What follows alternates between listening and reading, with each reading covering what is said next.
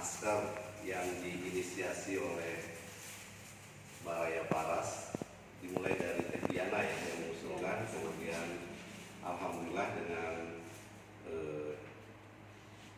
SDM ya, sumber daya manusia yang ada di Paras, ada Teh Rosita yang mengeksekusi sebuah ide pembuatan masker dan pembagian masker yang dijahitnya sendiri, dibantu dengan kawan-kawan yang lainnya.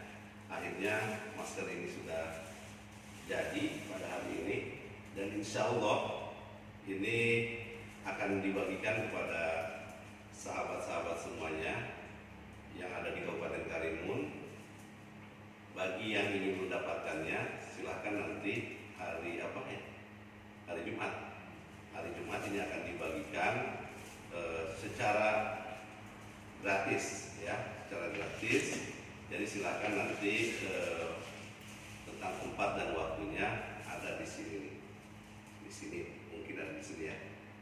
Ada di sini.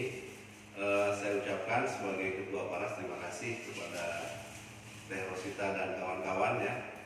Teh Diana, Teh Nina ada di sini, Kang Jajat, masnya, suaminya yang mendampingi terus dalam proses pembuatan masker ini.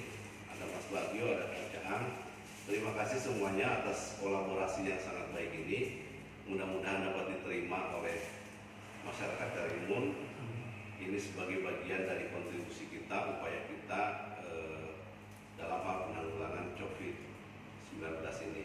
Mudah-mudahan wabah ini cepat berlalu. Ini sebagai bagian dari upaya pencegahan, bagian dari kita seperti yang disampaikan oleh pemerintah. Pada saat ini waktunya kita gotong royong bersama-sama, bahu-membahu untuk melawan apa yang disebut sebagai wabah saat ini, yaitu virus corona. Mudah-mudahan bisa segera berlalu dan ini bisa menjadi bagian dari proses pencegahan tersebarnya virus corona. Terima kasih atas segala kerjasama teman-teman semuanya, Balaya Paras semuanya. Dan mari teman-teman yang lain juga ikut serta dalam bergotong royong untuk menjadi bagian dari proses pencegahan dan pemberantasan COVID-19 atau virus corona ini. Terima kasih semuanya.